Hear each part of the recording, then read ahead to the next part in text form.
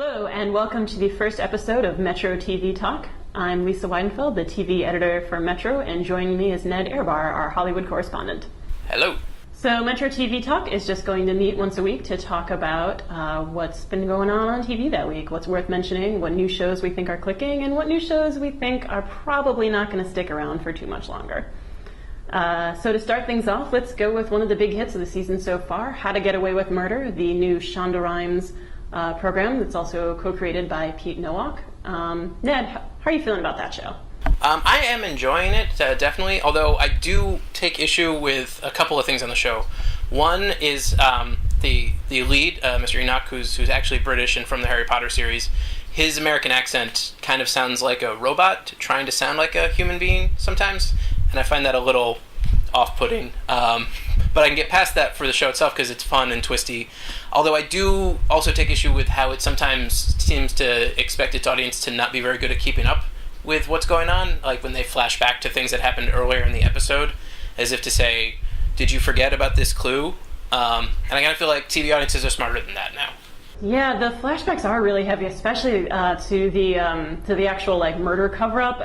They keep going back to those over and over and over again, and sometimes it's stuff that I've seen before, and so I'm not quite sure why they're showing it to me. I also was distracted by that guy's accent. I didn't know at first who he was. I just thought that actor seems like he's probably British, and then I realized he was Dean Thomas from Harry Potter, and that did make me like him a little more. But I do find his accent a little distracting. One thing that is bugging me a little bit was. I recognize that this is a problem that comes up in any show that's about lawyers or police officers or what have you, but in the second episode they were in a murder scene that had been preserved and that they then climbed all over and just completely contaminated the murder scene, and then made a reference to maybe doing some additional testing on that murder scene. And I just felt like someone needed to gently let them know that that was no longer a viable defense option for that case. But I don't think this is necessarily the genre of show that's really going to go for total verisimilitude in crime scene reporting. All right, moving along, what do you think of the new superhero shows? I'm a bit of a geek, so I've been enjoying them. I will say I do not regularly watch Arrow, which apparently I'm told is a mistake, but I'm behind on that. But I've been watching The Flash and Gotham as far as the new shows this season. And I'm still sticking with Agents of S.H.I.E.L.D, even though the first season was just so hard to watch, but it is really improving so far, 4 episodes into this season. As for The Flash, I am actually enjoying the show. It's fun, it's campy.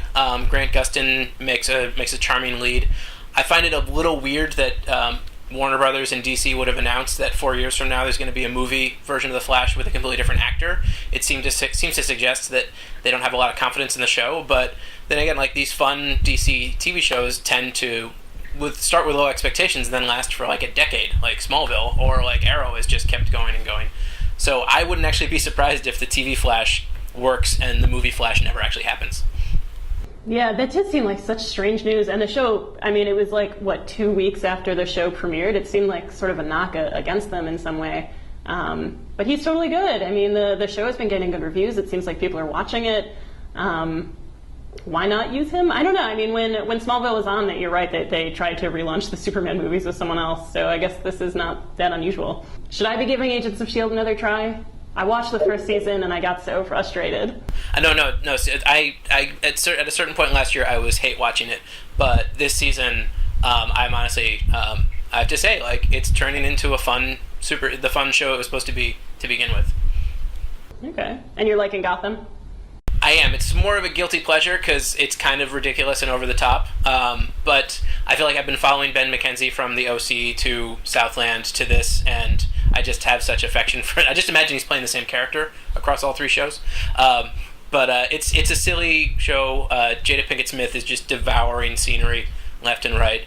But it's got a potential to it and a quirk to it that I'm willing to hold out at least a couple more weeks to see where it goes.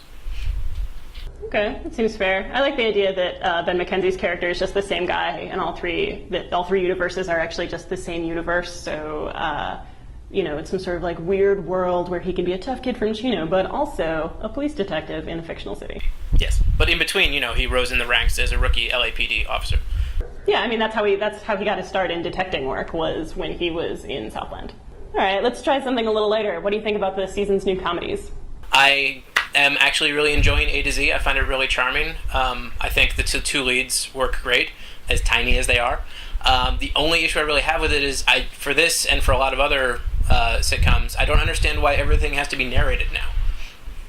Yeah, it gets so heavy-handed. I got tired of that. I remember, like, at some point earlier in this decade, it just turned into a fallback. You know, it's so easy to have sort of an ironic narrator jump in and explain what's going on to you. I think I'm going to blame Desperate Housewives for making that happen, because I feel like they sort of started that trend, and then Grey's Anatomy has been doing it for years, and now apparently our romantic comedies need them too. Let's talk about some not so good stuff. I don't imagine we're going to have to worry about Mulaney for much longer, which is good, because I just don't know what that show is trying to do. Yeah, I mean, we all wanted it to work because Mulaney is so funny, and he's done such great work before, but and there was that outcry when NBC didn't pick up the show when it was first created, but it's possible that it just wasn't good, you know? I mean, sometimes that happens, you know, you bring all the right people in, and then somehow that combination of factors does not create something people want to watch, which maybe, I don't know, who knows, maybe Mulaney turns it around, maybe it's just, you know, messy first couple of episodes. You look at, say, Parks and Recreation, which generally if people ask me if they should watch that show, I say yes, but, you know, maybe start with the second season premiere or the, you know, very end of the first season. So who knows, maybe Mulaney will turn it around. I just feel like at this point right now it feels like most of the writing is just they take stand-up routines that the writers and the actors have done and just insert them into a set, and they think it makes a script. And it feels very much like, it reminded me of Chris Rock's performance in Lethal Weapon 4, which felt like the producers of the movie were like, Chris Rock is funny, let's have him come in and do some of his stand-up in our movie, and although it has nothing to do with the plot. Yeah, and sort of this shoehorned in collection of monologues. Yeah. I'm hoping that Marry Me gets a little bit better. I've only seen the pilot so far. I loved Happy Endings, and so obviously I'm hoping for some of that brilliance to show up there, but also Happy Endings never found a big enough audience and got canceled, so I understand that Marry Me has to try something a little new. Yeah, but I just really want nice things to happen for Casey Wilson and David Caspi and Ken Marino. Mm-hmm. Yeah, it's funny, he's like the straight man on that show, but he's had so many sort of out there comedy parts.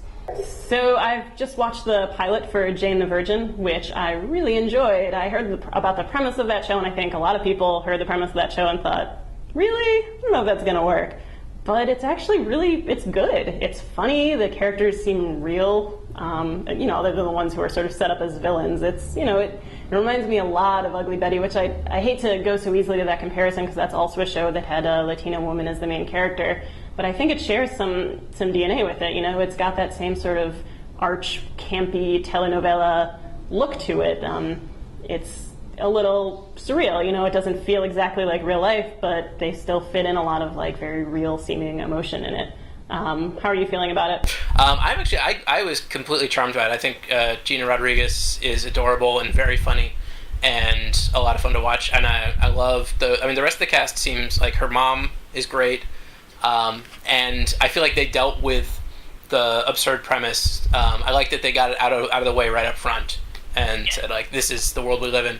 Yeah, I agree that Gina Rodriguez is just so great on it. There was this one moment in the pilot where she goes to the police precinct to propose to her boyfriend, and she tries to get down on one knee and then just immediately says something like, nope, that's not going to work.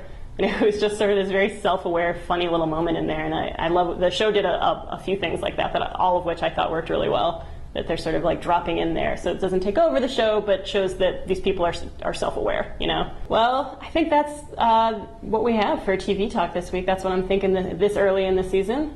Tune in next week to see what Ned and I think about where the seasons are going.